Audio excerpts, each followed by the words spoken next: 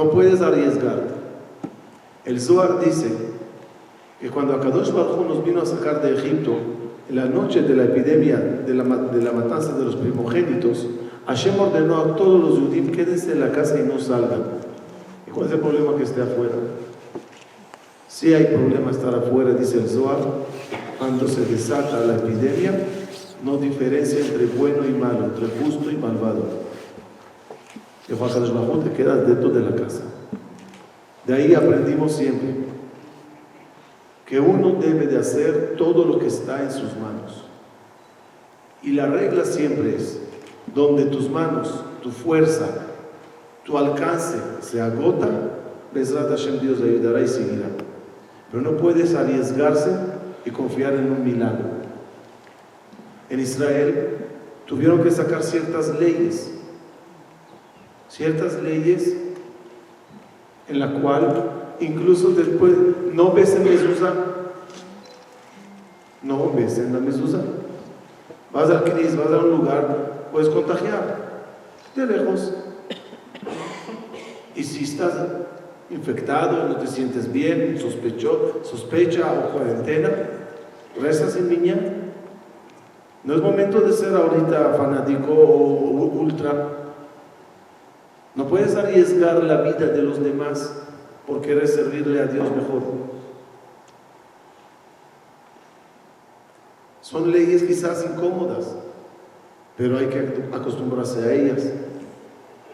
El saludo que tanto nos gusta, el Hazako Baruch y el Shabbat Shalom, a lo mejor son momentos ahorita de abstenerse y saludar de otra forma.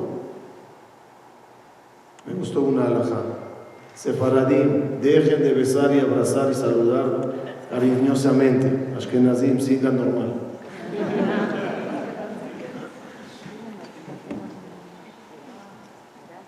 Pero lo más importante es no entrar en el pánico. No hay que panicarse y volvernos locos, pero tampoco ignorantes y andar con los ojos cerrados. Cada información que se da contiene mensajes interesantes que nos pueden salvar vidas. Por lo tanto, hace unos días contacté al doctor Salohaski y le pedí ayuda con doctores en el mundo, locales, que nos pueden un poco orientar y decir, darnos consejos y apertura qué está pasando en el mundo. Hoy vamos a escuchar 3 doctores, 2 muy cortos en videoconferencia y uno acá presente. Vamos a empezar con el doctor Yosef Barón de Houston, donde en la entrevista nos puede dar para información valiosa para nosotros. Vamos a ver a Yosef Barón. ¿Cómo has estado? Pero trabajando con la ropa, ¿qué me cuentas? Bueno, gracias a Dios, todo bien.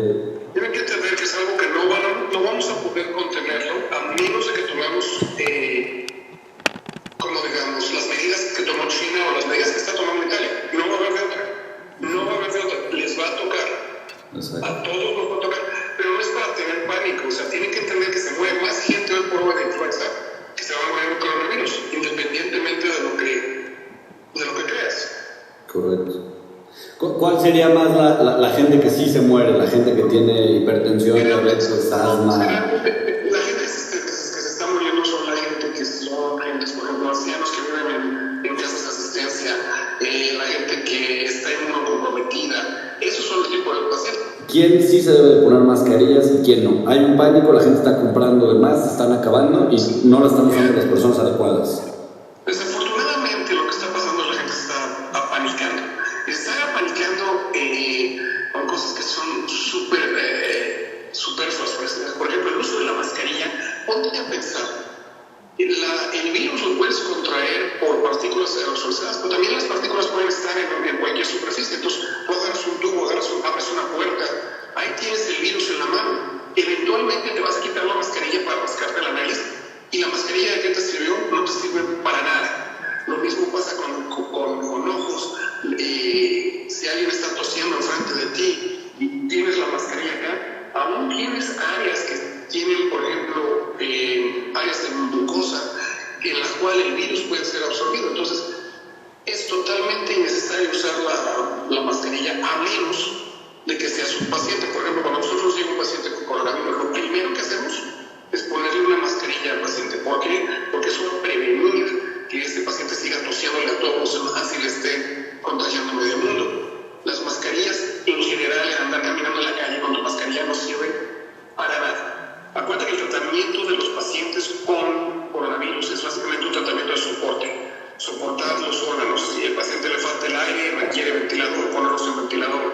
Si les baja la presión, ponerlos en medicamentos que les ayuden con eso.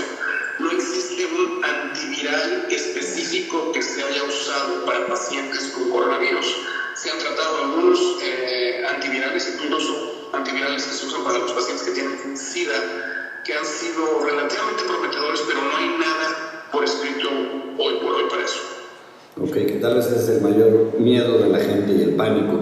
Pero, ¿cómo puede saber un paciente si no es una gripa común y no se tiene que apanicar tanto por esto? Mira, lo primero que la gente tiene que entender es que el coronavirus, para que los mate, tienen que tener algún tipo de problema inmune, o ser muy viejitos o cosas por el estilo. Segundo, las cosas comunes son comunes. Hoy por hoy, una gripe es lo más común que te va a dar. La segunda cosa que te puede dar es la influenza, y la influenza está matando muchísima gente. La influenza ha matado en los Estados Unidos más de 12,000 pacientes en un año. En un año, más de 12,000 pacientes. La gente se sigue muriendo por influenza. Coronavirus, a menos que tengas contacto directo con alguien que sabes que tuvo coronavirus o hayas regresado de uno de estos lugares que te dije que lo tienen, sería rarísimo que lo tuvieras. Al decir eso no significa que no va a haber. De hecho, yo predigo que va a haber un aumento en el número de casos de coronavirus. Pero mucha gente tiene coronavirus y ni siquiera sabe que lo tienen, porque en general el coronavirus tiene una mortalidad muy baja. Uno de los problemas que tienes aquí es un problema matemático. Por ejemplo, es que se habla de que la mortalidad está entre 3 y 5% dependiendo del país. Si te vas a ver en países, por ejemplo, como Corea del Sur, en donde hicieron 140,000 pruebas de coronavirus en pacientes, se dieron cuenta de que la mortalidad era de menos del 1%. Entonces, ¿qué tanta mortalidad tienes? Está directamente relacionada al número de pacientes que estás haciéndole la prueba. Correcto. Muchísimas gracias. ¿Algún consejo, algo especial para toda la gente que te esté escuchando acá? Mira, para todos los que están ahí, están preocupados sobre lo que les puede pasar, primero que nada, que no tengan miedo. O sea, de que les va a pegar, quizás nos pegue a todos como una gripita o algo así. La gente que tiene algún tipo de problema de inmunocompromiso, es decir, gente con cáncer, gente que tiene enfermedades graves, gente mayor, quizás están a mayor riesgo, y aún así, entre ellos, la mortalidad no va a ser tan elevada como la mortalidad que tendríamos con una influenza. La influenza sigue siendo grave. Lavado de manos, eso sigue siendo el número uno de nosotros. Lavarse las manos por lo menos 20 segundos y lavarse hasta el codo. No nada más las manos, lavarse hasta el codo, lavarse entre los dedos. Eso es lo que recomiendan los centros de prevención de enfermedades en los Estados Unidos. Agua, jabón, gel, todo. Agua y jabón. Los geles pues están muy bonitos, y aquí en Estados Unidos de hecho ya no te dejan comprar más de uno o dos en los supermercados porque la gente está alocando y comprándolos, pero no son nada mejor que lavarte bien las manos. Y el problema de los geles es que te lo pones en la mano y nada más estás haciendo así en la mano y el gel te queda aquí. Sí, todo lo demás. Porque nada, cuando te lavas las manos te lavas todo, te lavas los dedos. Imagínate tú como cirujano, tú sabes cómo es un lavado quirúrgico de manos. Es exactamente lo que se tiene que hacer. La gente se tiene que lavar como si fueran cirujanos. Con eso, que lo hagan varias veces al día, los chances de que les dé el coronavirus son mínimos. La única manera de prevenir que el coronavirus se expanda va a ser tomar medidas drásticas como lo hizo China y como lo está haciendo ahorita Italia. Es la única manera. Okay. Muchísimas gracias, mil gracias por tu tiempo y estamos en contacto. Todos tenemos que hacer cada uno de su parte lo máximo, pero también las autoridades, los gobiernos, hospitales, todos tienen que de alguna forma establecer nuevas reglas de toda esta situación. En Israel, las medidas que se tomaron fueron muy drásticas, incluso casi criticadas de tan exageradas que fueron. Hoy, Bibi Netanyahu salió y dio otras nuevas reglas. Muchas fronteras se están cerrando. Trump acaba de avisar que ya no se recibirá vuelos de Europa a Estados Unidos. Todas esas cosas nos pueden parecer exageradas, pero yo creo que escuchen al profesor Ofer Marín, del director del hospital Sharet Tzedek, el cual en hebreo, lo voy a traducir mientras él habla, explica cuál es el motivo que el Estado de Israel tomó medidas tan drásticas. ¿Me pones al doctor? Vemos ciertos países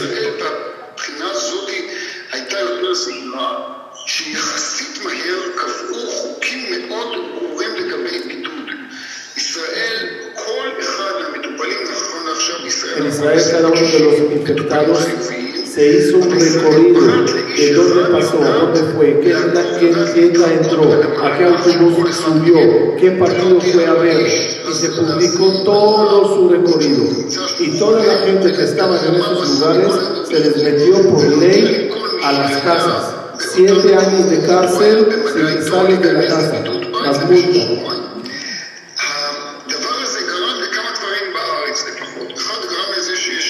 Eso causó que en Israel hay 100,000 personas en sus casas con prohibición de salida, para que no contagian a nadie más. Sin embargo, en Italia, dice, no quiero criticar a Italia, pero Italia se despertó muy tarde. Y cuando ya se dieron cuenta del problema, ya era muy difícil de controlar.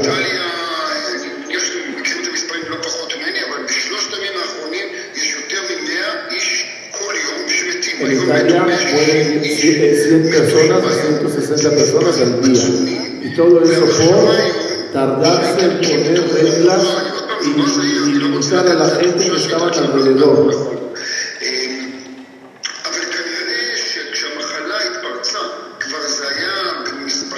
Y cuando ya se desató el problema, ya no puedes meter a todo tu país a las casas. Aunque ya hay países que también ordenaron a mucha gente en muchas regiones del país no salen de la casa. En un papel de fútbol que había en Israel, avisaron, todos los que se sentaban en las filas, en las gradas, todos a las casas. Policías checando y verificando si se atreven a salir. El rabino principal de Israel y el regresó de China, Taiwán, a la casa cuarentena. No importa quién eres, no importa qué cargo tienes un problema o estamos al lado de alguien, siéntate en tu casa hasta que se te pase. Cura no hay, pero de mientras no contagias a los demás. De nuevo, gracias a Salomón por conseguir esta entrevista con el doctor de Sharet Tzedek.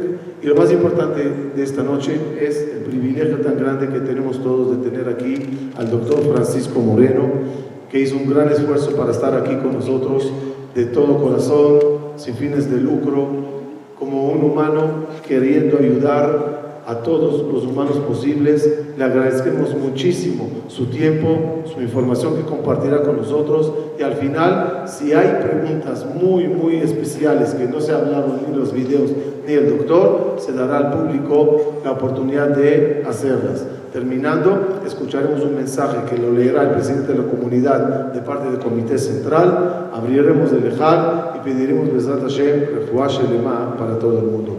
Nuestro querido doctor Francisco Moreno. La razón por la que estamos aquí es porque el mundo ha cambiado. Estamos viviendo una época histórica en cuanto a lo que está sucediendo en el mundo. Me preguntaban, bueno, ¿y vamos a tener que cambiar? Sí, vamos a tener que cambiar. Vamos a tener que pensar que nuestra vida va a tener que ser diferente por un tiempo. No sabemos cuánto tiempo. Y lo que voy a tratar de presentarles en esto de 30 minutos es el panorama de lo que está sucediendo, cuáles son los posibles escenarios y qué les recomendaría a ustedes hacer para que, como dijeron en las pláticas de ambos doctores, estemos todos a salvo y nos curemos de esta enfermedad que no mata a todo el mundo. No nos vamos a morir de coronavirus.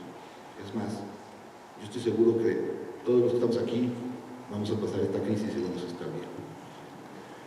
Como comentaron, y lo hicieron de una forma muy atinada. La siguiente. Voy a hablar un poquito sobre la historia de las pandemias. No es la primera vez que le ocurre a la humanidad algo como lo que estamos teniendo. ¿Qué es un coronavirus? ¿Por qué tenemos el miedo o la incertidumbre por esta nueva enfermedad? En la historia de las pandemias nos hemos enfrentado en el siglo XIV a una de las peores pandemias que acabó con 2/3 partes de la población. Piensen que en ese entonces no había médicos, los médicos eran más gente que se dedicaba a hacer cuestiones más de tipo místico que una medicina como la entendemos ahora. Y bueno, en ese entonces, en un periodo corto de tiempo, 2/3 partes de la población europea falleció por la peste bubónica. Algo que quiero que ustedes vean es que esta enfermedad se inició en Asia y el comercio ayudó a que a través de esos barcos en donde viajaban telas, seda, todo lo que se comercializaba del Asia hacia Europa, esos barcos venían con ratas y las ratas tenían pulgas y las pulgas tenían Yersinia pestis y esta fue la causa. ¿Por qué hablo de la comunicación? Porque eso también es importante en la pandemia que vivimos actualmente. La que sigue. Una de las peores pandemias que hemos tenido es la de la viruela.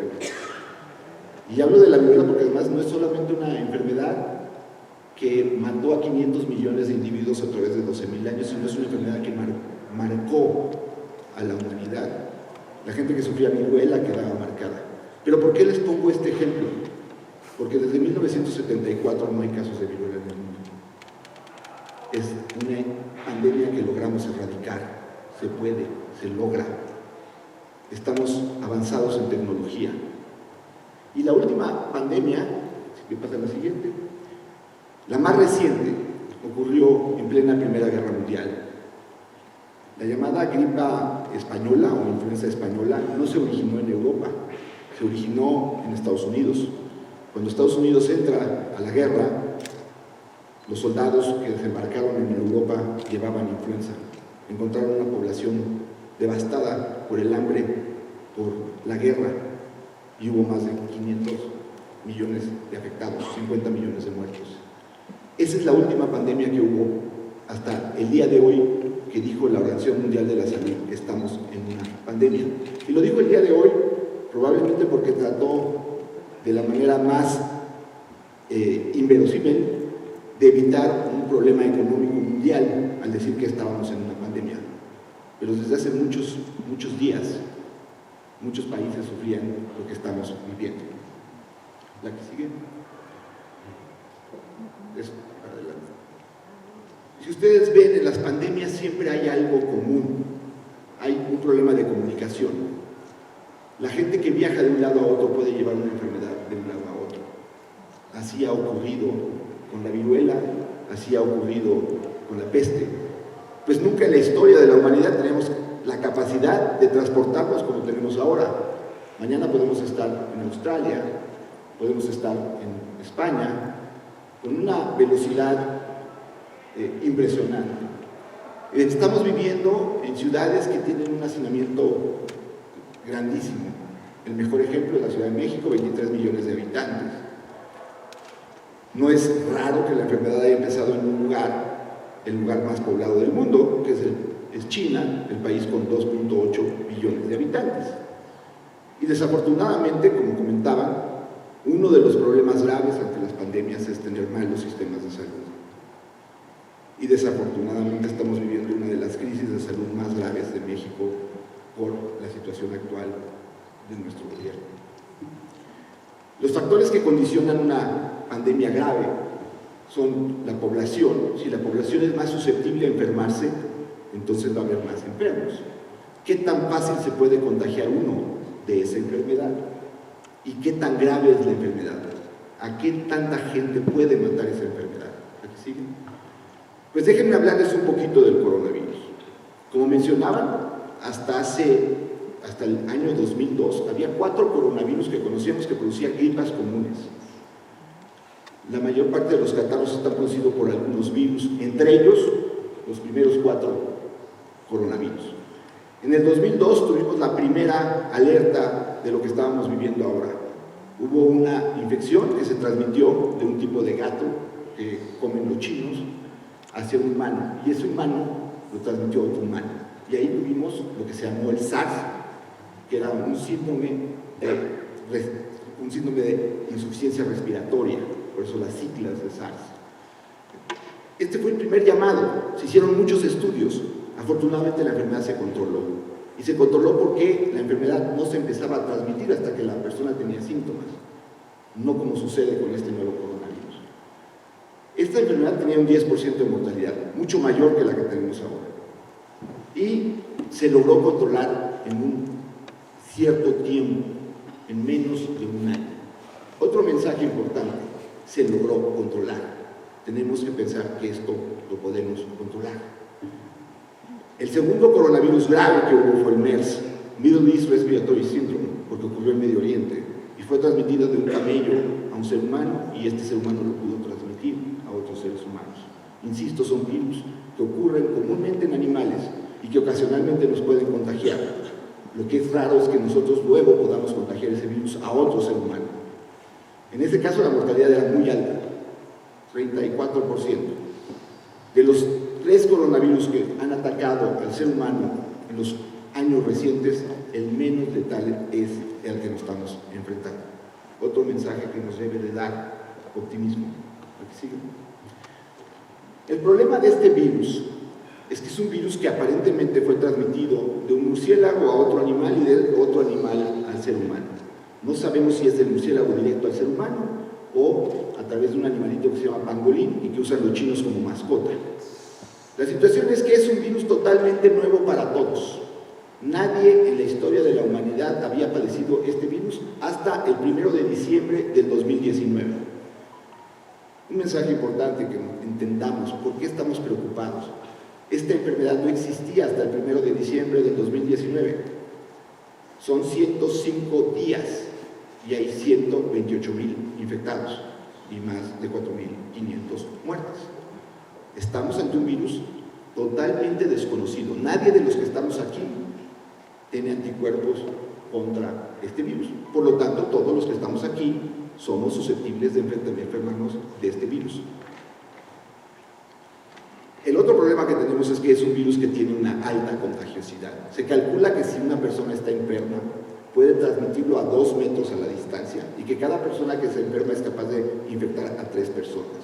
Entonces, uno infecta a 3, de esos 3 infectan a 3 y la enfermedad se vuelve exponencial. Otro de los problemas que tenemos con este virus es que empieza a contagiarse 24 horas antes de desarrollar síntomas y no podemos ser adivinos cuándo vamos a desarrollar síntomas. Hay gente que pide que se hagan una prueba porque acaban de llegar de Madrid. Si no tiene síntomas, la prueba va a ser negativa. No es útil la prueba.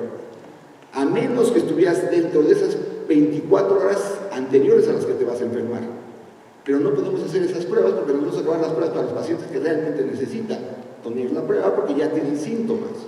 Entonces, no se hagan pruebas a menos de que tengan síntomas. ¿Cuál es el cuadro clínico de esta enfermedad? La característica principal de este coronavirus es fiebre. 99% de las personas que se presentan con esta infección tienen fiebre. Mensaje: tener fiebre es tomarse la temperatura. A veces cuando hablo con mis pacientes, les pregunto, ¿has tenido fiebre? Pues yo creo que no, me he tocado la frente 3 veces y no creo que haya tenido fiebre. Hay unas cosas que se llaman termómetros, sirven para tomar la temperatura. Es útil tenerlos. Tómense la temperatura. Si sudan en la noche, no necesariamente es porque tienen fiebre. La mayor parte de los pacientes que tienen es una fiebre constante. Se acompaña también de una tos que es muy característicamente seca, no es una tos con mucha secreción como ocurre con la influenza. Malestar general, se siente uno muy cansado. Los que han tenido influenza saben que se sienten como si hubieran hecho mucho ejercicio el día anterior. Y el dato principal que les debe hacer llamar a su médico si ustedes piensan que tienen coronavirus: si tengo falta de aire, porque la falta de aire es un dato de gravedad. Esto quiere decir que está afectando los pulmones y probablemente entonces sea de esos pacientes que tienen que ir al hospital. El problema es que si ustedes ven los virus que están circulando alrededor de nosotros en este momento, y hablamos de influenza, hablamos de parainfluenza, hablamos de rinovirus, todos tienen un cuadro similar.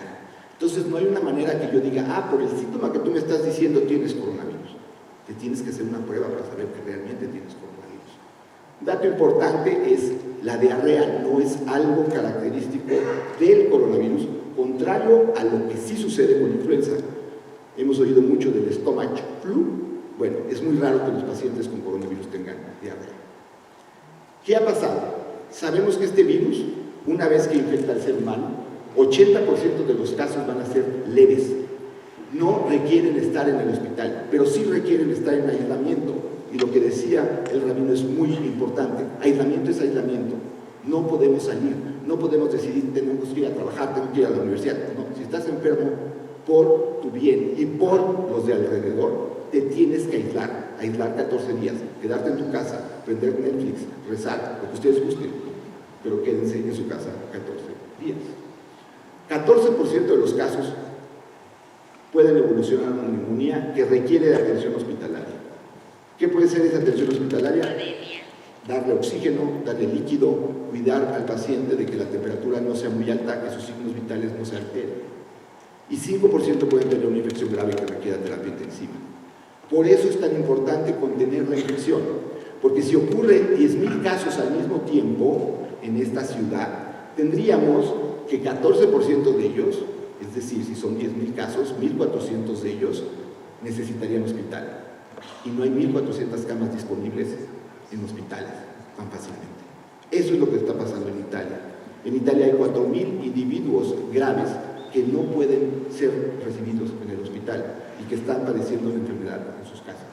Por eso la mortalidad en Italia es tan alta, porque no tuvieron el tiempo para prevenir y tratar de que esto no estallara. Desafortunadamente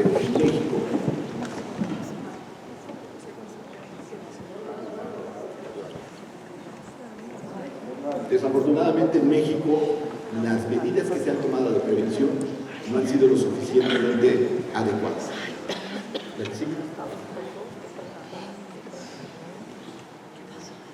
¿Qué sabemos de la epidemia? La epidemia inició en diciembre del 2019. El virus se dio a conocer en China 30 días después. Hay cierta culpabilidad por parte de este país, que habitualmente no es muy abierto en cuanto a materias de salud. Pero bueno, lo que tenemos es lo que hay. Hasta el día de hoy, y hablo del 11 de marzo, es decir, el día de hoy, a las 6 de la tarde, tiempo del centro de México, se habían documentado casos en 122 países, prácticamente en todo el mundo. Hay un total de 126,054 casos. 80,000 de los casos son en China, es decir, ya más de un 25% de los casos no ocurren en China, ocurren en el mundo. Dejó de ser una enfermedad asiática de China, es una enfermedad del mundo. Los países con más casos después de China es Italia con 12,462, Irán con 9,000 y Corea con 7,755. La mortalidad se estima que es del 3.2%, pero si ustedes revisan la estadística de abajo, en Corea, por ejemplo, es del 0.6%. ¿Por qué? Porque se han tomado las medidas adecuadas, porque se hace diagnóstico incluso en las carreteras, porque se aíslan los pacientes. A través del celular se determina qué paciente está enfermo y si sale de su casa, lo meten a la cárcel. Y la gente tiene que cumplir el reglamento. ¿Qué ha pasado en Irán? No lo sabemos. Hablaba con un médico que trabaja en Medicinas Sin Fronteras y le dice que hablar de 9,000 casos es ridículo, que hay más de 60,000 casos y que la mortalidad es mucho mayor. Pero igual, son países como el nuestro en donde la información no está disponible para todos. Entonces hay que tomar nosotros la batuta de esta enfermedad y hacer lo que tenemos que hacer, no esperar que alguien haga por nosotros. Si ustedes ven la primera gráfica, en azul, se ve que la enfermedad parecía empezarse a controlar, llegar a una meseta, porque se empezó a controlar en China. Desafortunadamente, en el mundo se empezó a controlar en China, se empezó a descontrolar en el mundo. Y por eso volvió a adquirir esta línea, en donde cada vez de esos 3 que contagian a 3, se está haciendo esta diseminación de la enfermedad. Y lo mismo ocurrió con la mortalidad. La mortalidad sigue esa curva ascendente. Y aquí viene un dato importante. 12 países tienen más de 500 casos reportados. Pero de esos 15 pacientes, solamente uno es considerado del tercer mundo, Irán. ¿Qué es lo que me preocupa de esa gráfica? Que los países del tercer mundo, como somos nosotros, no se han dedicado a hacer las pruebas suficientes para detectar a los pacientes. Y lo más probable es que en un futuro tengamos un número grande de pacientes que estén muriéndose de neumonías y que no sepan las autoridades que se están muriendo de neumonía. Afortunadamente, la mayoría de los que estamos aquí podemos contar con un servicio de salud adecuado. La mayor parte de nuestra población que vive en este país no. Esta enfermedad nos va a afectar más a ellos, pero tenemos que cuidarnos nosotros para también de alguna manera cuidarnos a ellos. ¿Cuáles son los factores de riesgo de mortalidad? La edad. La edad va directamente relacionada con el mayor riesgo. La gente que tiene más de 70 años tiene un riesgo elevado de tener neumonía, igual que los mayores de 80 años. Los niños parecen estar a salvo, incluso no ha habido muertes reportadas en menores de 9 años, lo cual es una bendición. Los pacientes enfermos de problemas cardíacos, respiratorios, diabetes, obesidad, tienen mayor riesgo de tener una enfermedad más grave. ¿Por qué les comento esto? Porque si ustedes se encuentran en esos grupos de edad de riesgo, tienen que aumentar sus cuidados, su aislamiento, su cuidado de higiene de manos. No quiere decir que los demás no lo tengamos que hacer, pero si me siento que estoy en un área susceptible, hay que cuidarnos con mayor importancia. La que sigue. Situaciones que me preocupan como médico. Estamos hablando de un virus nuevo para el ser humano, que tiene una alta contagiosidad, que podemos tardar en detectarlo, que dependemos también del país en donde vivamos para tener unas medidas adecuadas. Nunca había pensado que me hubiera gustado vivir en Corea. No me gusta el ajo, pero ahorita sí me gustaría estar en Corea. No existe un tratamiento, como lo comentaron, son medidas de soporte, se están probando medicamentos, incluso medicamentos que se utilizan para infecciones como el VIH, pero no tenemos resultados todavía. Ahora, mientras más se tarde en llegar a México, más oportunidad tengamos de tener resultados de otros países. En el hospital en donde yo trabajo tenemos comunicación directa con Corea del Sur todos los días y nos avisan de qué medicamentos y qué protocolos de tratamiento están teniendo para tratar de mantenernos adelante de lo que vamos a usar cuando se presente esto en nuestro país. No existe vacuna y el otro problema es que, como les decía, está ocurriendo al mismo tiempo que otras infecciones respiratorias que pueden confundirnos en cuanto al diagnóstico, que nos preocupa porque si nos da tos, nos inquieta de que esa tos pudiera ser coronavirus, pero puede ser una simple gripa de otro virus sin importancia. ¿La que sigue? Me preocupa mucho esto, me preocupa mucho mi ciudad. Esa es una foto del Metro Pantitlán.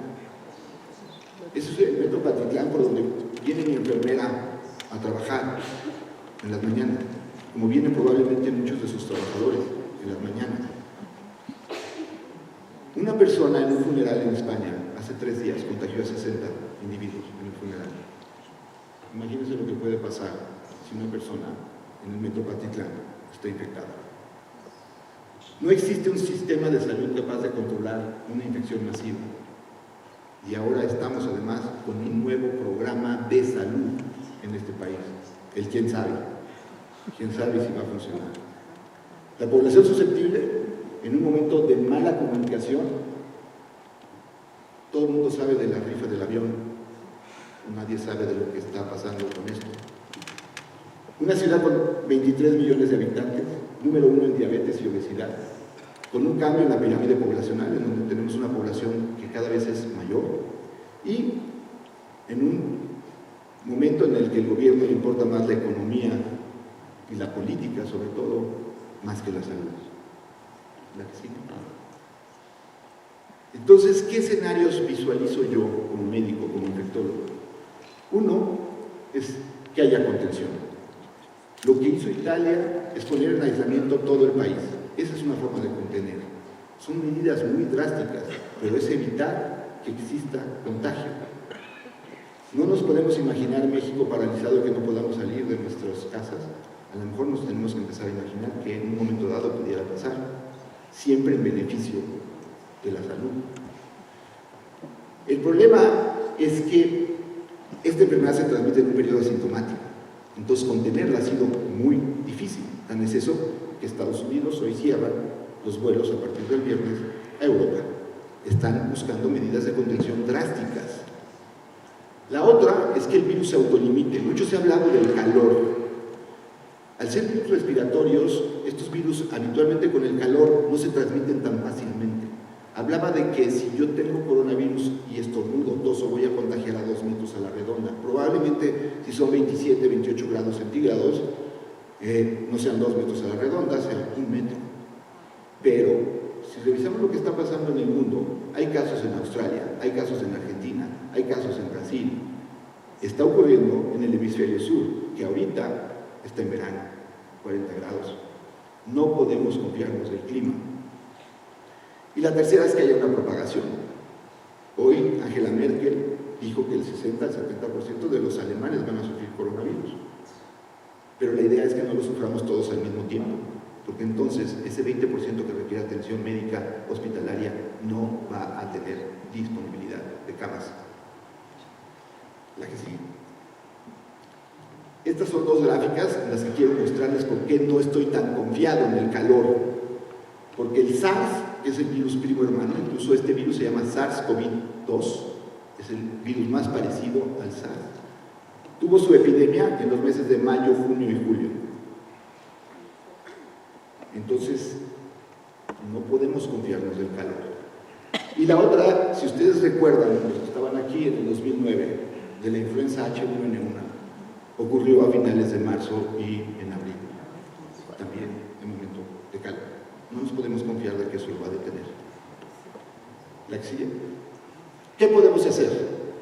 Y suena burdo, pero higiene de manos primero, higiene de manos después, e higiene de manos después. Mientras más higiene tengamos, esta es nuestra arma de transmisión a los demás y a nosotros mismos.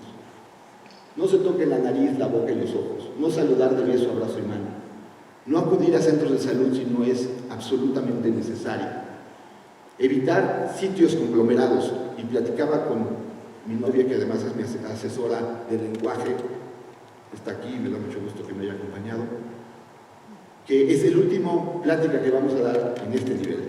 ¿Por qué? Porque estamos infringiendo la regla que estamos diciendo, no hacer esto en lugares conglomerados. Ya no podemos seguirlo haciendo. Y prometo que es la última plática que doy así. Evitar acudir a lugares cerrados y empezar a cambiar nuestra visión. Si podemos trabajar en casa, si tenemos empleados que pueden trabajar en casa, ayuden a esos empleados, porque al ayudarlos a ellos, se ayudan ustedes mismos. Y si ustedes tienen más de 60 años o tienes alguna enfermedad, trata de aislarte más. Trata de evitar ir a lugares, restaurantes, a lugares sociales, a lugares culturales. Hazlo por un tiempo.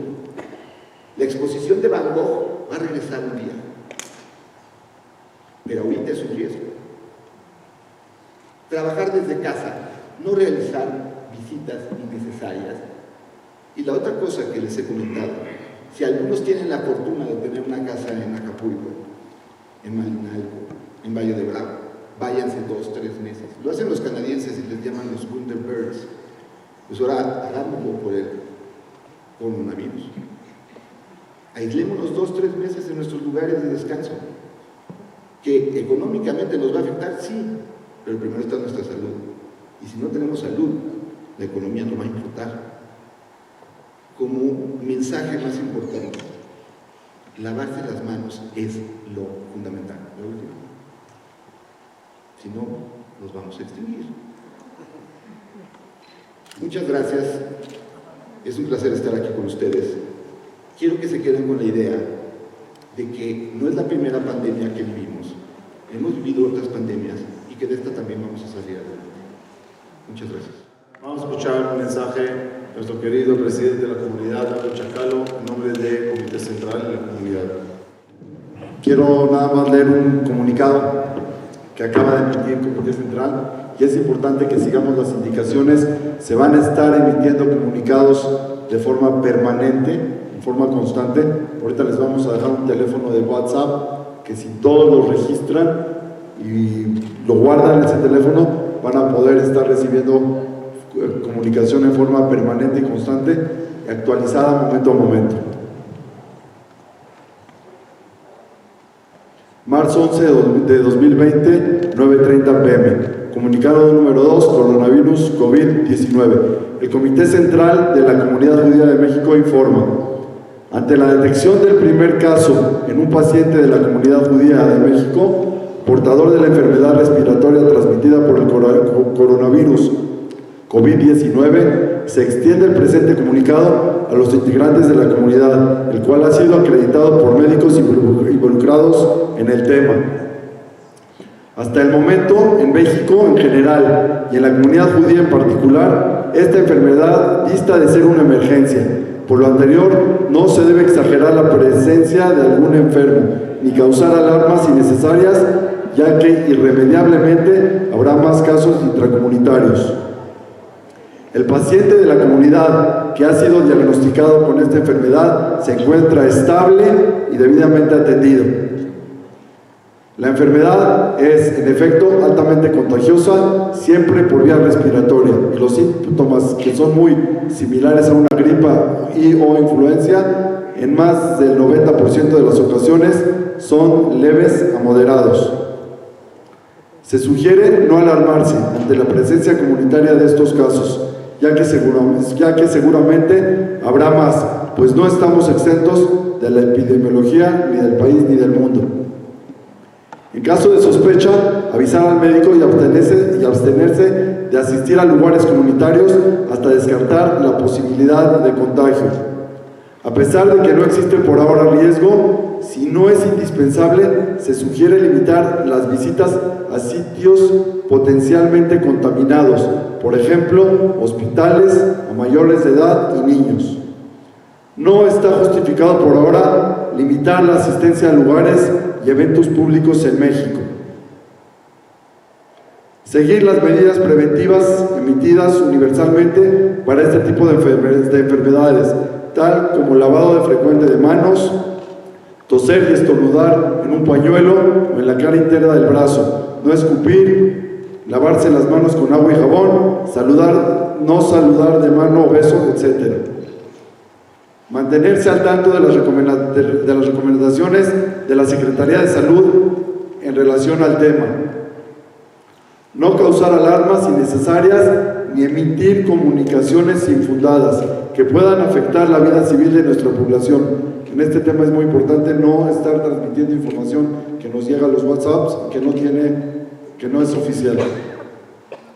El Comité Central de la Comunidad Judía de México se mantendrá al tanto de los cambios en el comportamiento de esta epidemia e informará de forma oportuna cualquier modificación en la conducta que al respecto se debe seguir. Firma el presidente del Comité Central y firma de todos los presidentes de todas las comunidades. Repito, es muy importante no transmitir información que eventualmente estamos recibiendo en nuestros teléfonos y que no sabemos si es efectiva. Sigamos las instrucciones que se van a estar dando en forma permanente.